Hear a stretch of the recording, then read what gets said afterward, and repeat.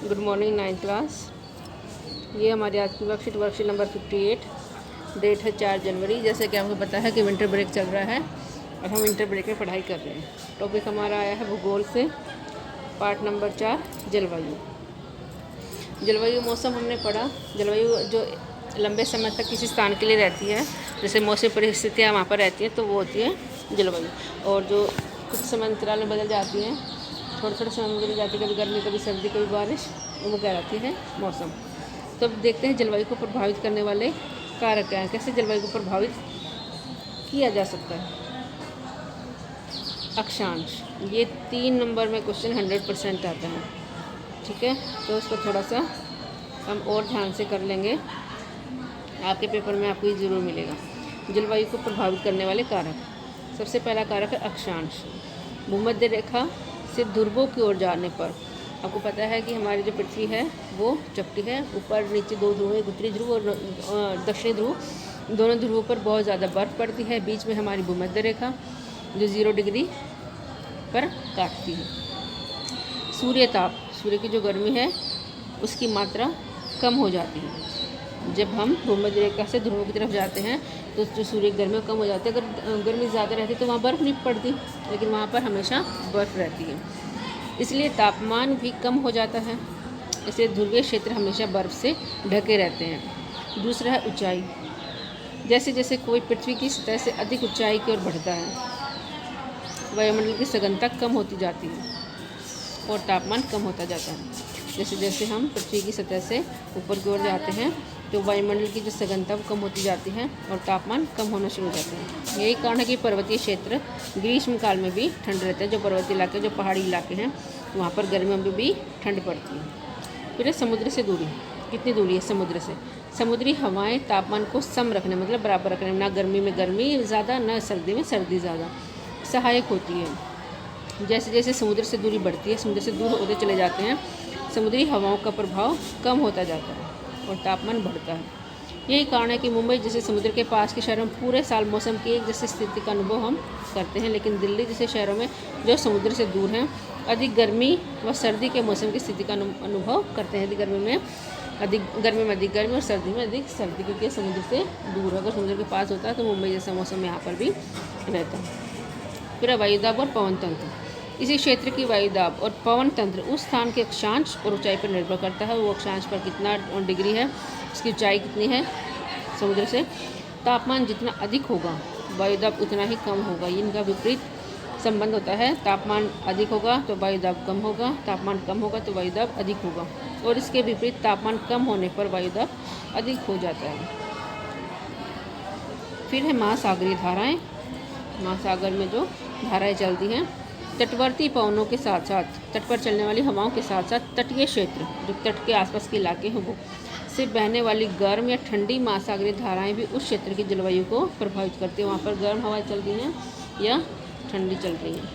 फिर उच्चवच, मतलब वो उसकी स्थलाकृति कैसी है, पर्वत है, पठार है, मैदान है, जैसा है, वहाँ से उसकी जलवायु भी प्रभावित होती है। ऊँचे पहाड़ों पर ठंडी या गर्म हवाओं के लिए बाधाओं के रूप में कार्य करते हैं। ऊँचे ऊँचे पहाड़ होते हैं, वो ठंडी और या गर्म हवाओं के बीच में आ जाते हैं, उनके लिए रुकावट पैदा करते हैं। और अगर ये बहुत ऊंचे हैं तो बारिश वाली हवाओं के मार्ग को भी रोक देते हैं और कहीं पर भी बारिश करवा देते हैं।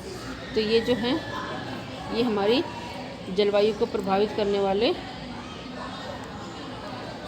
कारक हैं, जो कि मैंने आपको बताया कि 3 नंबर में क्वेश्चन हमेशा आता है। तो आप इसको अच्छे से समझ लें और याद करें।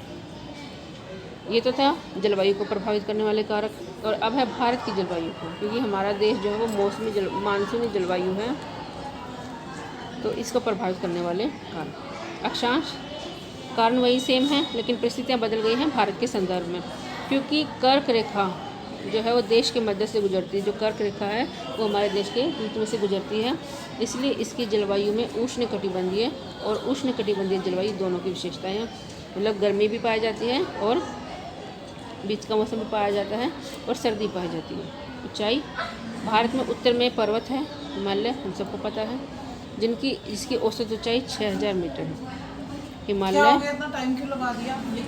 इससे क्यों नहीं लिखवा? हिमालय मध्य एशिया से आने वाले, हिमालय जो है वो मध्य एशिया से, एशिया के बीच में से जो आने वाली जो ठंडी हवाएं हैं उनको हमारे देश में आने से रोकता है। हमारा जो देश उपमहाद्वीप है ऐसे नहीं चलेगा। वहाँ पर प्रवेश करने से रोक देता है।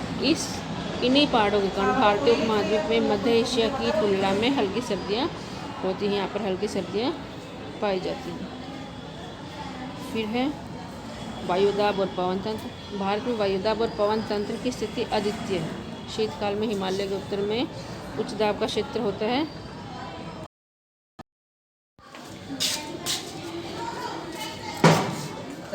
वायुदाब और पवन तंत्र। भारत में वायुदाब और पवन तंत्र की स्थिति अद्वितीय है। शीतकाल में हिमालय के उत्तर में उच्च दाब का क्षेत्र होता है। जब सर्दी होती है तो हिमालय के उत्तरी भाग में उच्च दाब होता है। इस क्षेत्र से दक्षिण में महासागरों के ऊपर कम दबाव वाले क्षेत्रों की ओर ठंडी शुष्क हवाएं चलती रहती हैं। ठंडी और स्किन सुखा देने वाली, हम सब ने महसूस किया है। गर्मियों में उत्तर पश्चिम भारत के ऊपर एक निम्न दबाव का क्षेत्र विकसित हो जाता है। इसे दक्षिणी हिंद महासागर से भारतीय उपमहाद्वीप की ओर हवा की दिशा पूरी तरह से बदल जाती है। इसे दक्षिण पश्चिम मानसून हवाएं कहा जाता है। इन्हीं हवाओं के कारण भारत की मुख्य भूमि पर व्यापक वर्षा होती है। फिर जेट धाराएं, ये भी आपसे पूछा जाता है 3 नंबर में क्या होती है। जेट धाराएं लगभग 27 डिग्री 30 उत्तरी अक्षांश, का मतलब उत्तरी अक्षांश से अधिक ऊंचाई पर चलने वाली ज़्यादातर पश्चिमी हवाओं की एक संकीर्ण बेल्ट है। इसलिए इन्हें उपोष्ण कटिबंधीय पश्चिमी जेट धाराएं भी कहा जाता है। पश्चिमी चक्रवाती विक्षोभ देश के उत्तर और उत्तर पश्चिम भागों में सर्दियों में आती है, जो कि इस पश्चिमी प्रवाह द्वारा लाई जाती है, जेट धारा द्वारा लाई जाती है। गर्मियों के महीनों के दौरान भारतीय प्रायद्वीप में लगभग 14 डिग्री उत्तरी अक्षांश में पूर्वी जेट धारा बहती है। मैंने बताया आपको 3 नंबर में ये क्वेश्चन आपसे पूछा जा सकता है, जेट धाराएं।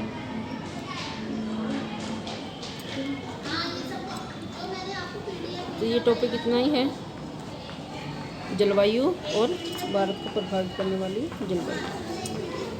टॉपिक्स पॉइंट सेम है, बस आपको मेंशन अलग अलग तरीके से करने हैं। समुद्र से दूरी किसी स्थान की जलवायु को कैसे प्रभावित करती है? भारत में दिल्ली और गोवा की स्थिति का उदाहरण देकर आपको स्पष्ट करना है। भारतीय जलवायु को प्रभावित करने वाले कारकों के नाम लिखने हैं। कौन सी हवाएं गर्मियों के दौरान भारत में बारिश लाती हैं? भारत में अनुकूल जलवायु स्थिति के लिए हिमालय के महत्व के बारे में आपको लिखना है। क्वेश्चन आपको स्वयं करने हैं। इनमें से चारों में से कोई एक क्वेश्चन आपको पेपर में मिल जाएगा। तो चलिए आज की वर्कशीट में इतना ही।